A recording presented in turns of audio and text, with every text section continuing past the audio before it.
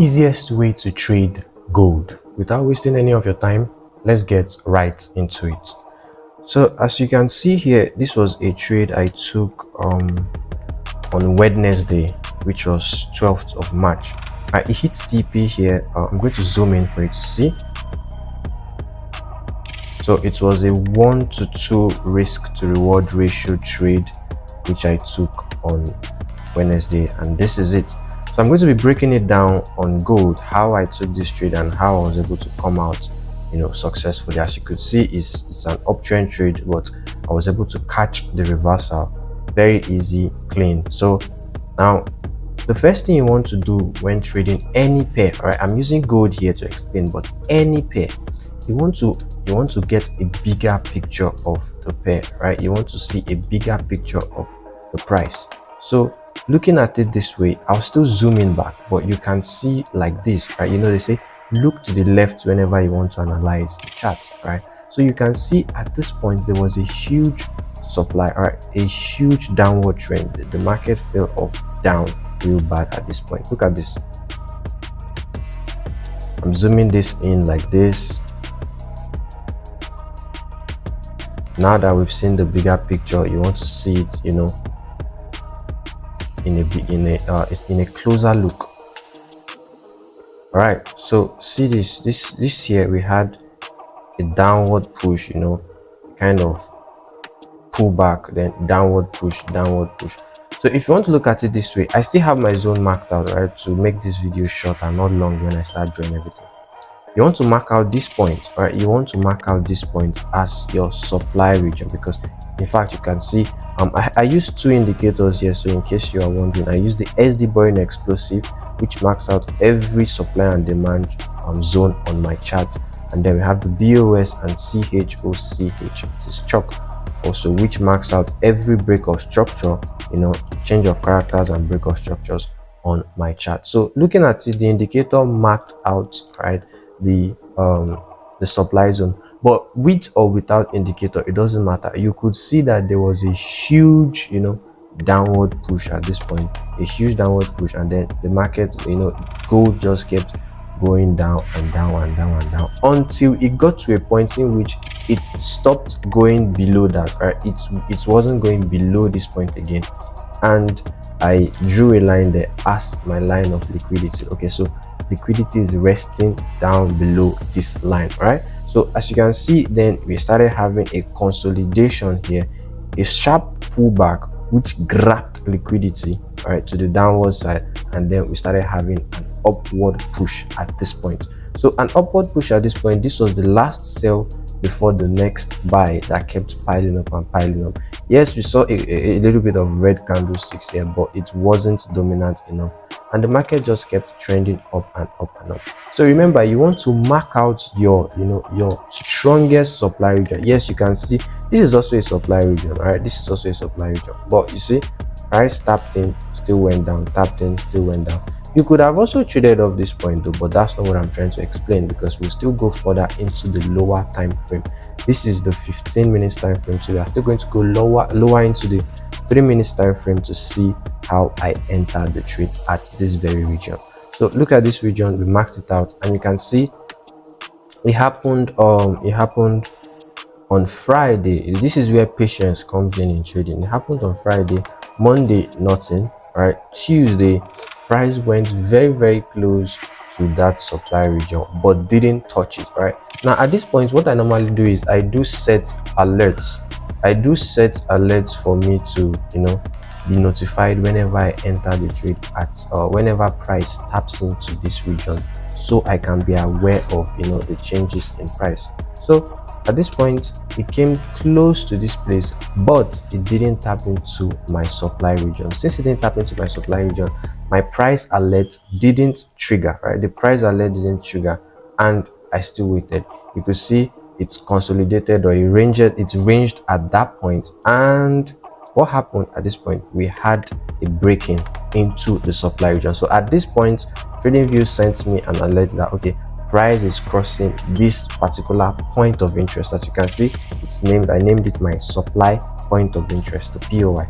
So when price crossed into that region, now I'm looking forward to taking a shot because I'm believing price to push downwards at this region. No matter how strong, all right, the upward trend momentum might be, is supposed to respect this. But you do not want to be a fool, right, to just because price touched here and then you just want to enter immediately. No, you have to wait for confirmation. The first thing you want to look at is you want to make sure that the candlestick that broke into that supply region closes on a low, which means it respects that supply region. And you can see it's broken, all right. This was a bullish candle, but eventually you need to wait for the candlestick to close. Very, very, very important. If you don't wait for the candlestick to close, you will end up being swept out as the liquidity of that trade. All right, so you can see it went up and then came down, closed on the low. When it closed on the low, there I could say that, okay, yes, price is truly respecting this supply region. Now you come down to the 3-minute time frame. So I came down to the 3-minute time frame. Today is already Monday. That happened on Wednesday, so I need to go back in time a bit. I need to go back in time. Okay, this is the supply region here. Okay, so zooming in now for a bigger picture so you guys can see clearly how it's played out. Let me make it bigger a bit again. All right, so looking at this, you could see this is the candlestick that, you know, tapped into my supply region. And what can you see here? Immediately it tapped in, it respected it just like it is in, you know, the higher time frame. So I'm using a combination of two time frames. Take note, 15 minutes and the 3 minutes time frame. Okay, combining them together. 15 minutes for the analysis, 3 minutes for that precise entry. So I know how to enter. I need the 3-minute time frame to help me understand how to enter perfectly. So looking at the 3 minutes time frame, we respected it and then price started dropping off at this. Now you want to enter at a change of character, right? But now the change of character needs to be in line with your supply region. This is very important because you can't just be entering every single change of character. Okay, take for example, look at this. This was a change of character to the upward side. Imagine you have entered a long at this point because you see a change of character. You see, you would have hit your stop loss because price still came down. So you want to make sure that the change of character you are entering is in line with your higher time frame point of interest. You can't just keep taking every single change of character you see on the chart and expecting it to be a profitable trade. No. So you can see it tapped into this region here and then there was a change of character to the downward side after tapping into this region, which signifies that yes, price wants to go downwards after tapping into this region. At this point, I was happy to take a shot. So how do I take a shot? I'm going to draw this back again. It's triggered, but I want to draw it back again so you can see.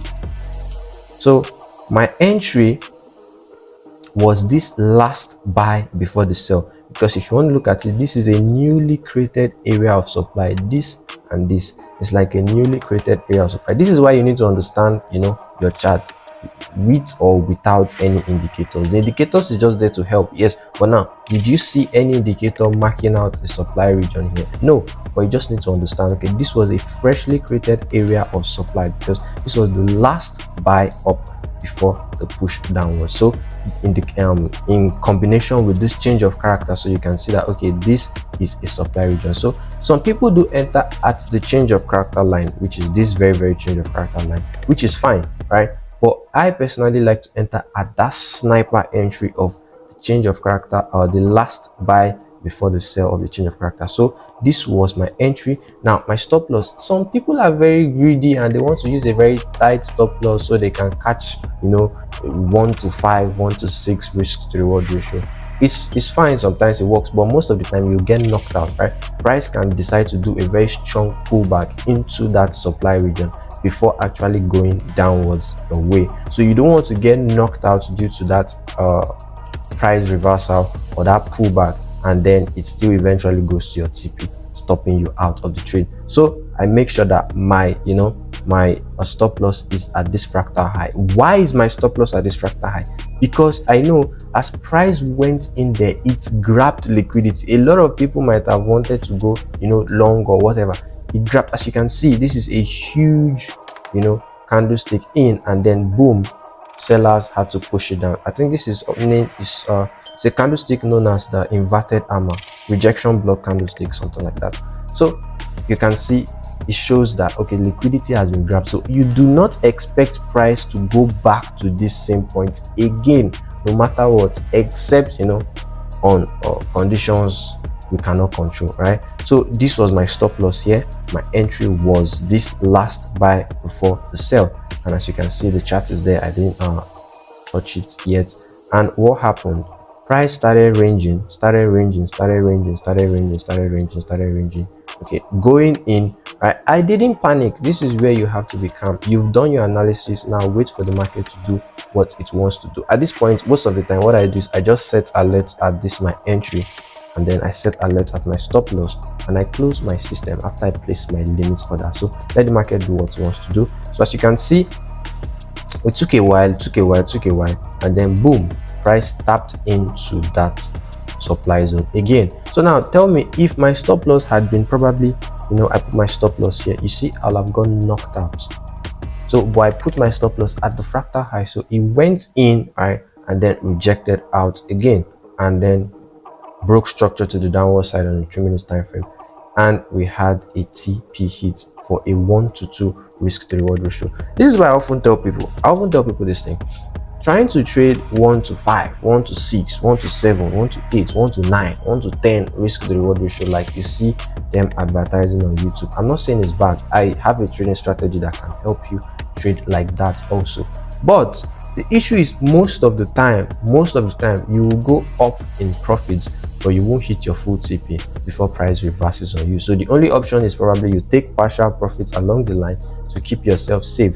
But if you just want to always hit your full TP, you want to hit your full TP all the time without having to be like, oh, I went up 3R, up 4R, and then price came back again to stop me at breakable.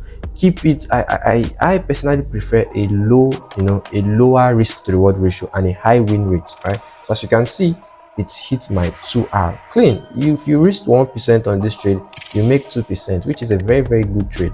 Rather than trying to look for home runs kind of trade and look for one to see, it'll be like, okay, I want it to go back to that demand zone down. I'm writing it down. You see, it taps my take profit, and then see price started going back upwards again. You see, so it started going back upwards. So if I was trying to extract too much or request too much from the market, I would have hit my go up significantly in profit and still go back to hit my stop loss or maybe break even or all of that. So this is how the trade played out on gold on Wednesday, and I'll still be doing more breakdowns like this when I take trades on gold. I personally, you guys know me to trade Forex, to trade crypto, but currently I'm trying to trade Forex to see how good I can be in it. Basically it's the same thing. If you understand how to trade, you can trade any market. It doesn't matter whichever pair you decide to trade. So this is it on the 15 minutes time frame. See, this was the stop loss, which is this region in which price respected and then came down, and you can see it ranged, and then boom, we had price going back again into that region, you see, but it didn't go to that fractal high, and automatically we had this sharp downward trend which hit our TP before price started reversing, giving an upward change of character, which shows okay, the market is now in a bullish momentum, and it has been like that. And today is Monday, as you see, as of the time of making this video. And now we have this. So if I want to analyze this chart, I'm going to be like, okay, I might want to mark out a supply region here, because this is a supply region, and then this is a break of structure, and then price keeps going down and all. But if price goes back to this region here, it might react. If it does, I take a shot from there. Never can tell, but that is just how I analyze my chart. And I'll see you guys in the next video. Peace out.